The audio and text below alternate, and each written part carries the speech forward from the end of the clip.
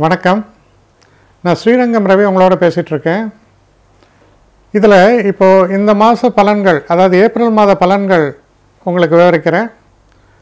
அதோட இந்த புது வருஷம் வரும்போது சில பஞ்சாங்க விஷயங்கள் அதில் சொல்லப்பட்டிருக்கு. அதோட முக்கியமான விஷயங்களை மட்டும் உங்களுக்கு சொல்கிறேன். அடுத்து துலாம் ராசி.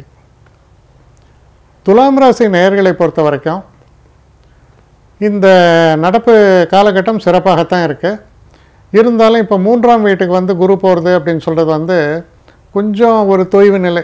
அது ஒரு சின்ன ஒரு டைம் பீயிங் வரக்கூடிய ஒரு கிட்டத்தட்ட ஒரு 40 நாள் வரக்கூடிய ஒரு தொய்வு நிலைன்னு சொல்கிற மாதிரி தான் அதில் அமைப்பில் வரும். இருந்தாலும் 3ஆம் இடத்தில் இருக்கக்கூடிய சனி நல்ல ஒரு மனோதைரியத்தையும் ஒரு ஒரு முயற்சிகளையும் உங்களுக்கு தருகிறார். அதோடைய பலன் மே 10ஆம் தேதி மே 15ஆம் தேதிக்கு மேலே உங்களுக்கு கிடைக்க ஆரம்பிச்சிடும்னு நீங்கள் அப்படி எடுத்துக்கலாம். ஏன்னா திரும்ப குரு 2ஆம் இடத்துக்கு வர்றார். அது போக உங்களுடைய ராசிநாதனான சுக்கிரன் உச்சமாகிறார். ராசிநாதனான சுக்கிரனும் புதனும் 6ஆம் வீட்டில் போயிட்டு உச்சமாகறாங்க. அப்போது அந்த உச்ச பலன்லேயும் ஓரளவுக்கு தொய்வு நிலை அப்படிங்கிறது ஏற்படுறது. ஆனால் இதெல்லாம் இருந்தாலும் கூட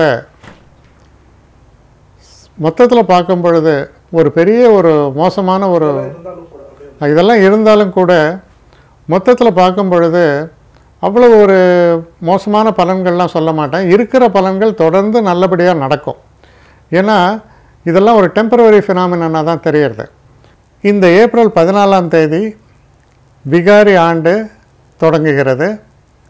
இந்த விகாரி ஆண்டில் ஆதாயம், விரயம், ஆரோக்கியம், அனாரோக்கியம் இது போன்ற சில விஷயங்களை பற்றிய குறிப்புகள், அதற்கான ஒரு பாயிண்ட்ஸ் தெளிவாக சொல்லப்பட்டிருக்கு.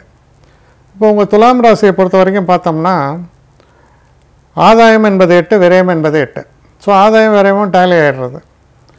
ஆரோக்கியம் அனாரோக்கியம்னு எடுத்து பார்த்தோம்னா 5க்கு 4.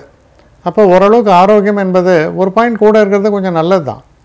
அதனால் முக்கியமாக பார்த்தா பெரிய ஒரு பாதிப்புகள் எதுவும் இல்லாமல் தான் உங்களை பொறுத்த வரைக்கும் அமைப்பில் வருது.